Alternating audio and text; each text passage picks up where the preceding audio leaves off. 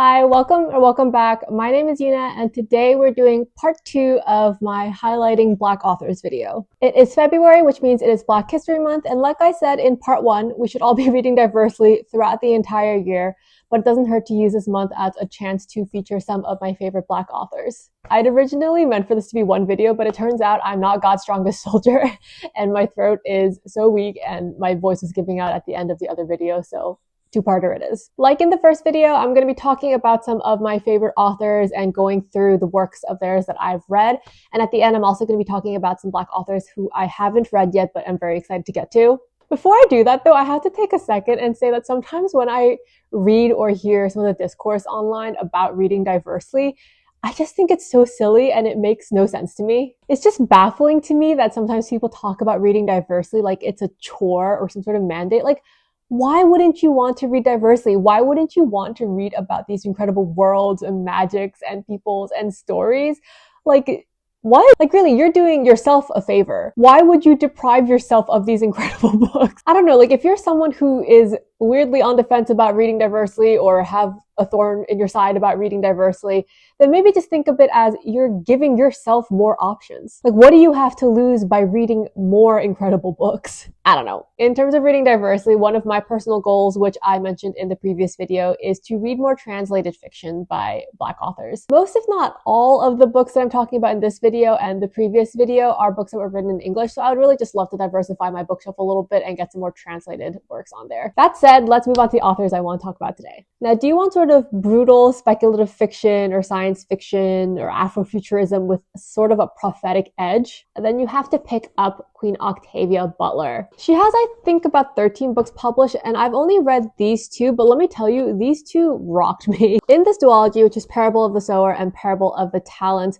Octavia Butler really took her experiences as a Black woman in America and combined that with her keen intellect and observations and wrote a duology that is, like I said, nearly prophetic. The Parable of the Sower was published in 1993 and takes place in 2024/2025 through 2027-ish. I read this book last year in 2025, and I have to tell you, I got goosebumps so many times because what I was reading in the book was happening in real time, in real life. California wildfires, measles outbreaks, a far-right racist president. There were multiple times where I would read this book, then turn to the news, and like I said, the parallels had me unsettled. The book follows Lauren Olamina, who is a Black teenager living in an America that is starting to crumble or has been crumbling under the weight of climate change, social turmoil, rising diseases, a far-right authoritarian president who is stoking the fires of racism and bigotry and hatred. After Lauren's neighborhood falls to raiders and bandits, we follow her as she is navigating society and also trying to start and develop and spread a new religion. Through her experiences, we see some horrific examples of human cruelty and desperation. The second book, Parable of the Talents, takes place some years after the first book and has multiple points of views, including once again Lauren and then her daughter Larkin. The book continues the story in this dystopian yet uncomfortably familiar America that is now led by this man named President Andrew Jarrett. President Jarrett is once again this authoritarian, far-right, violent leader who espouses racism and violence. And I need you to guess what you think his presidential slogan is. Make America Great Again. This book was published in 1998. I literally just got goosebumps again. Was Octavia Butler clairvoyant? Like, how did she do that? Again, this book was published in 1998, and just so you don't think I'm exaggerating, I'm going to read you the back of this book. There are many things she needs to know. How her country could embrace a violent far-right president promising to make America great again. It just really makes you wonder what kind of world we could live in, what kind of disasters we could have avoided if we just listened to more Black women. Both of these books are incredibly dark and heavy, and I don't know that I can think of a single trigger warning that wouldn't apply to these books. So please be warned before you pick these books up that they're not easy reads, but wow. Again, they're both very harrowing reads, and they feel like a cautionary tale about a world that we are hurtling towards at an alarming speed. I definitely plan to pick up more Octavia Butler, but I'm not 100% sure where I'm going to go next. I was thinking of picking up Kindred, But if you have read any of Octavia Butler's other works and you have a favorite or recommendation, please let me know in the comments. Now for our next author. Do you want magical, fantastical, alternate versions of our world? Do you want historical fiction that's combined with elements of mystery and steampunk and sci-fi? Do you want vivid, detailed storytelling and engaging dialogue? Do you want stories where the secondary characters are as vivid and alive and colorful as the complex protagonist? Do you want to read stories that talk about issues like power, colonialism, identity? Then I present to you an author who I think is criminally underrated, and that is djeli Clark. I think at this point I've read most of his books. I've read a bunch of his novellas, one of his full-length novels, and I think that there's one book and one or two novellas that I haven't gotten to yet, but don't quote me on that. The first thing I read by Clark was a novella called Black God's Drum. I feel like I don't see this novella get talked about enough, which again is criminal because it was such a fun time. This novella follows a young street urchin named Creeper who lives in an alternate version of New Orleans in which the Confederacy actually won the Civil War. Creeper has a connection with Oya, the Orisha goddess, and she gets caught up in a conspiracy involving this mysterious weapon called the Black God's Drum. Like I said, this is such a great time. There's airships, there's magic, there's action, there's wonderful characters. I think that this novella is such a good example of Clark's trademark of layering effortlessly steampunk and magic and folklore over a real place, which creates this really imaginative and yet still sort of recognizable alternate universe. Again, it's short, it's fun, and I think that if you are looking to get into Clark and want to try something out, this is a great place to start. Now, if you want to try Clark, but you prefer horror, then I would suggest you start with Ring Shout. I talked about Ring Shout in my favorite short books video, and I do have a physical copy, but not with me because I've lent it to a friend. Ring Shout is set in an alternate version of the 1920s South in which the KKK are actual supernatural demonic entities from hell and not just the human monsters that they were historically. This is one of my favorite kinds of horror. Not that I read a whole lot of horror, but if I had to pick a favorite kind, I love historical horror in which the history is such a huge element of the horror. The book follows a group of fighters who are trying to beat back the KKK and keep them from coming from hell and taking over Earth. I love this book, and it has everything again that I talked about in terms of djeli's strength with world building, dialogue, characters, and this time it has a really cool and unsettling horror bend. Now, maybe none of that is up your alley, or you don't want to just read one novella, or you are looking for something that has more of a mystery element in it, then you have to pick up the Dead Djinn series. The Dead Djinn universe starts with a novella called A Dead Djinn in Cairo, and then we have a novella, The Haunting of Tram Car 15, and then the full-length book, A Master of Djinn. I'm pretty sure you can get A Dead Djinn in Cairo as its own separate novella, but I actually got a version of A Master of Djinn that had it in the back, so I just read it like this. I did recently find out that there is another short story or novella in the universe that I didn't know existed, so I'm gonna have to hunt that down and read it because I haven't read that yet. These books are set in the early 1900s in an alternate magical steampunk version of Cairo in which jinn and angels and other supernatural creatures and magic are real. In the main book, A Master of Djinn, we follow Agent Fatima, who is the youngest woman working in the Ministry of Alchemy, Enchantment, and Supernatural Entities. Agent Fatima is competent, she's queer, she's a sharp dresser, and she's kind of famous for averting disaster in the events of the prequel novella A Dead Djinn in Cairo, in which she investigates this suspicious suicide. We follow Fatima and some of her colleagues from the ministry as they try to solve this murder mystery that keeps expanding out and getting more complicated. The two of the colleagues that are helping her in this book are the main characters of this novella, The Haunting of Tram Car, Agent Ahmed and Agent Ansi, who are investigating this haunted car. I will say here that you don't have to read any of the novellas in order to read this, but I think it just really rounded out the story for me, and I was so excited to see the characters show up again. Master of Djinn just does not get enough love. The world is so richly built out, and it's this wonderful mix of a Cairo that we can recognize,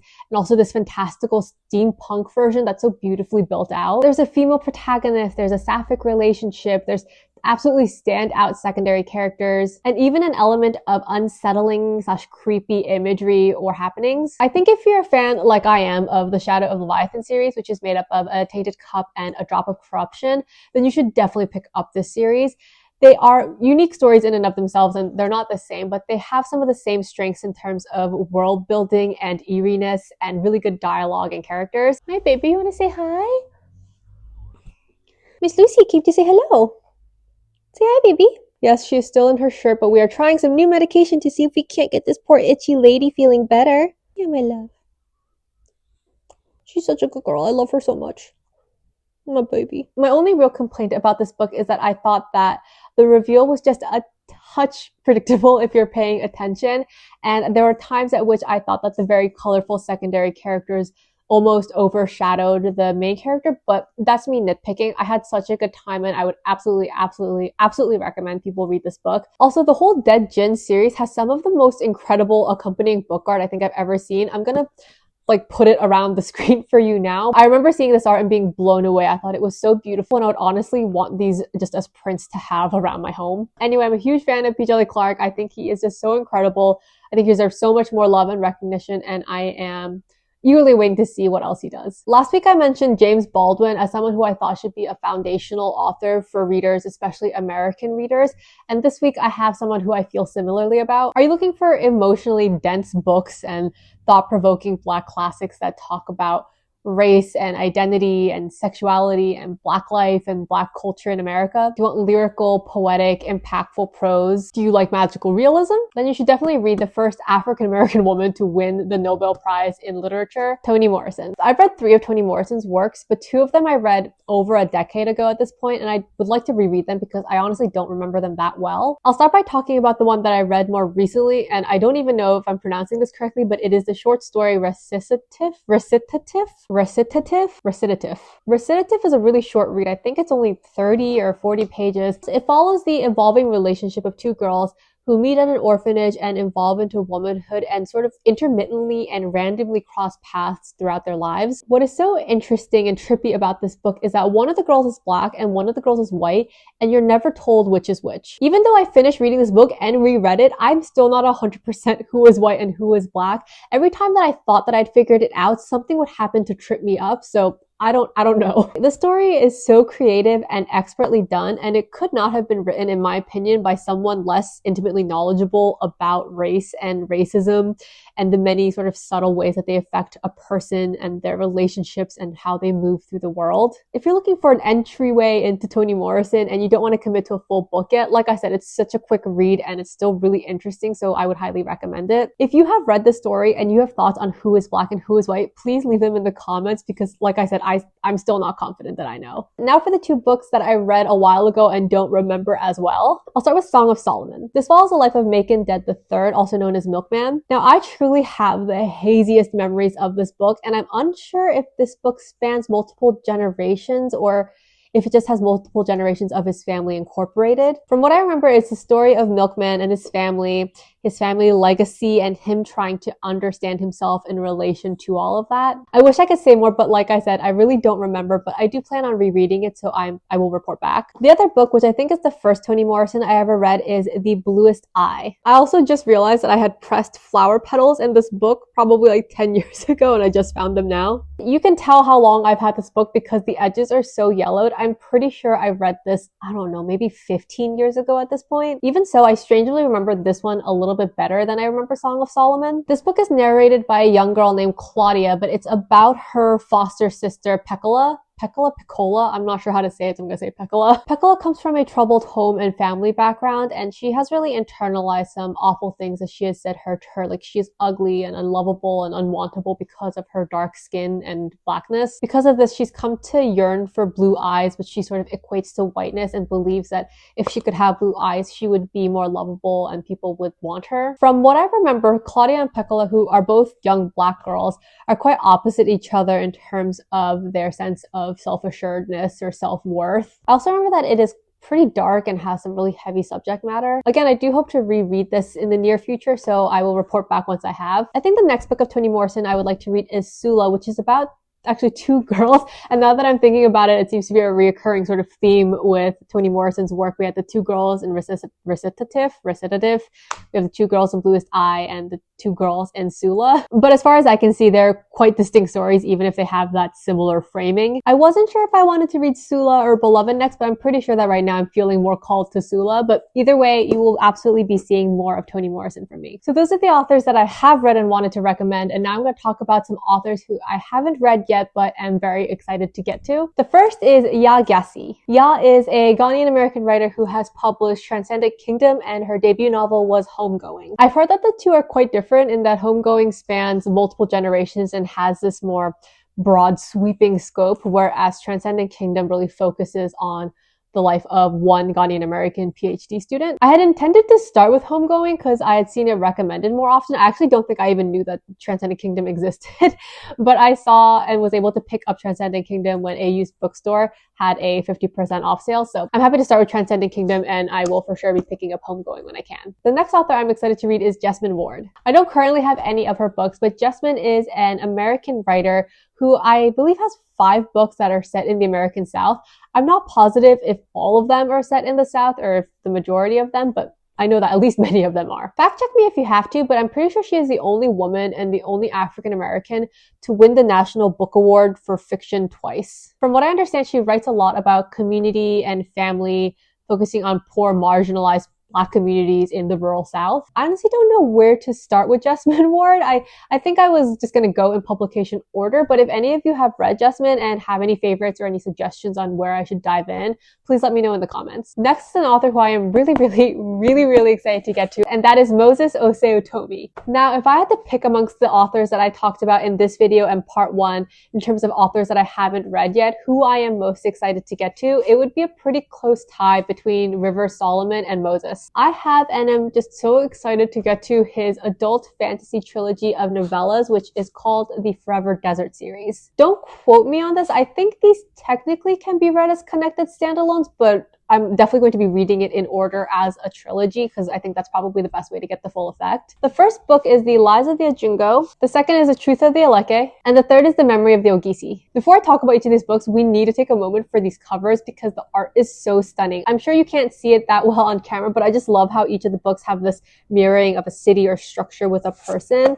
And again, you can't see it that well, but the people are actually pretty detailed and they have like facial expressions and everything on there. The first book, Lies of the Ajungo, is supposed to be this fable-like quest story that follows a boy named Tutu. Tutu comes from a city that exchanges the tongues of children for water from the Ajungo Empire. He ends up traveling to the Forever Desert on some sort of quest to save his mother and his city. C.L. Clarke says, a heartbreaking tale of the lies we hold on to, the lies that help us live and the lies that hold us back. Fonda Lee says, a captivating and violent fable, The Lies of the Ajungo plumbs the depths of deception yet bursts with hope. The second book, The Truth of the Eleke, takes place 500 years after the end of the first book. Here we follow a new protagonist named Osi as he investigates or fights or somehow gets involved with the cult of Tutu. I'm assuming the cult of Tutu is named after the protagonist of the first book, which is so intriguing to me. Again, I don't know much beyond that, but Fonda Lee says, the truth of the Eleke is riveting and merciless, an exploration of power, deceit, corruption, and ultimately hope. I was not prepared and neither are you. I'm sure you can't hear it, but Lucy's over there snoring so loudly. The third and final book is The Memory of the Ogisi. I believe this takes place after another big time jump, and this time we are following a historian named Ethike who is researching a mysterious historical figure named Osi. Again, I'm assuming that's the Osi from the second book. I don't know much beyond that, but the back of the book says, the memory of the Ogisi shatters every truth, interrogates every lie, and tells a story of oppression you'll never forget. Goosebumps. Why do I have goosebumps from that? The premise and structure of this trilogy is so appealing to me. I love the way that the story in one book and the ending of that sort of weaves itself into the beginning of the next story, even with these big time jumps. I just think that's so fun. I love stuff like that. I heard that the world building is wildly impressive, especially for such short books. The first book is only about 80 pages long, and the second two are each about 100 pages long. So altogether, these books aren't even 300 pages total. I've been told they cover themes like history, legacy, truth, oppression, and lies, and that all just sounds right up my alley, especially with such a cool setup and framing. So I'm really stoked to get to these books. I feel like I almost never hear anything about Moses's work or this trilogy, so if you have read it, please let me know. I'd love to know your thoughts. And that concludes all of the authors I want to talk about today. Now, I'm sure I'm going to continue to talk about Black authors and their works throughout the year, throughout my life, and I'm never going to stop reading diversely. Like I said at the beginning of this video and also in part 1, reading diversely to me doesn't it's not a chore or an obligation. It's just something I want to do. When you're reading diversely, it means you're giving yourself access to stories and languages and cultures and folklore that you otherwise wouldn't be able to read about or interact with. So why wouldn't you want to do that? Like, why limit yourself to the bread table when you could have the whole buffet? Don't you want dessert? Don't you want other things? All that to say, do yourself a favor. Read Black authors, read brown authors, South Asian authors, East Asian authors, Pacific Islander authors, queer authors, non-binary authors, indigenous authors. There's just so much richness available, and I, for one, am going to be making the most of that. If you have any recommendations for reading diversely, please leave them in the comments. I am particularly interested, like I said, in reading translated fiction, but also reading from non-binary authors more. If you've read any of the authors that I recommended or any of the authors that I mentioned that I'm excited to get to, also let me know your thoughts on them below. As always, thank you for listening to me ramble. Happy reading, and I will see you in the next one. Bye.